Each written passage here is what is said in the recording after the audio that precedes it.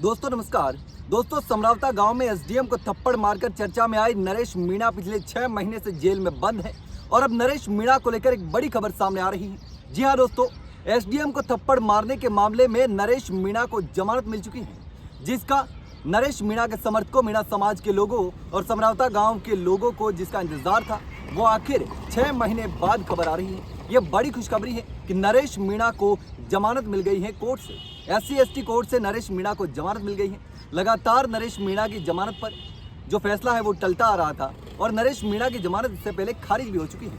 लेकिन एक खुशखबरी है, इसके साथ ही एक थोड़ी सी निराश कर देने वाली भी खबर है, क्योंकि नरेश मीणा फिलहाल जेल से बाहर नहीं आ पाएंगे, क्योंकि समरावता गाँव में जो हिंसा हुई थी उस मामले में और पुलिस की हिरासत से भागने के मामले में अभी भी नरेश मीणा की रिहाई नहीं हो पाई है। एसडीएम को थप्पड़ मारने के मामले में नरेश मीणा की जमानत जो है उस पर फैसला हुआ है और नरेश मीणा को कोर्ट से जमानत मिली है और तमाम जो केस दूसरे हैं उस पर अभी भी नरेश मीणा को इंतजार करना होगा जमानत के लिए। लेकिन जिस तरीके से लगातार नरेश मीणा की रिहाई का इंतजार बढ़ता जा रहा है, उसके साथ ही नरेश मीणा के समर्थकों में निराशा भी बढ़ती जा रही है और लगातार नरेश मीणा के समर्थक, समरावता गाँव के लोग और मीणा समाज नरेश मीणा की रिहाई का इंतजार कर रहे हैं। इसके साथ ही कांग्रेस के तमाम दिग्गज नेता, चाहे वो प्रहलाद गुंजल हो या फिर कांग्रेस की दिग्गज जो नेता हैं और आदिवासी दबंग विधायक इंदिरा मीणा भी लगातार नरेश मीणा के समर्थन में आवाज़ उठा चुकी है, विधानसभा में भी आवाज़ उठा चुकी है। और दूसरी तरफ भजनलाल सरकार ने समरावता गांव के लोगों के लिए बजट भी जारी कर दिया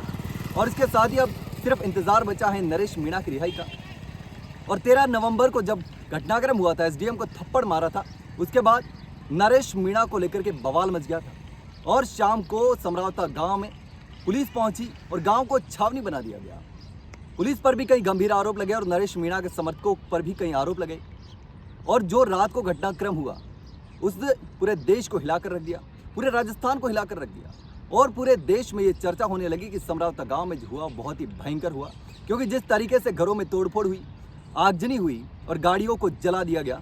हालांकि मुआवजा मिला, लेकिन जिस तरीका का जो मंजर वहाँ पर था वो आज भी देखा जा सकता है और समझा जा सकता है कि किस तरीके का जो घटनाक्रम वहाँ हुआ होगा।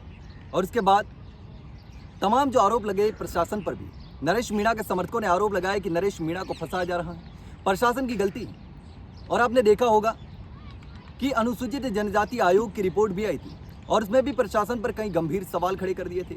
लेकिन अभी भी नरेश मीणा के जेल से बाहर आने का इंतजार खत्म नहीं हुआ। नरेश मीणा को भले ही एक मामले में जमानत मिल गई है, लेकिन यह अच्छी खबर है कि कम से कम नरेश मीणा को इस एक मामले में तो जमानत मिली। एसडीएम को थप्पड़ मारने वाले मामले में, अभी भी समरावता में हिंसा वाले मामले में, पुलिस की हिरासत से भागने और तमाम जो दूसरे मामले हैं उसमें नरेश मीणा को अभी भी जमानत नहीं मिली है। लेकिन दोस्तों अभी इंतजार लगातार बढ़ता जा रहा है और देखना होगा कि कब आखिर नरेश मीणा जेल से बाहर आ पाते हैं, क्योंकि सबकी निगाहें इसी पर टिकी हुई हैं कि नरेश मीणा की रिहाई पर आखिर फैसला कब होगा कि नरेश मीणा अब जेल से बाहर आ पा रहे हैं।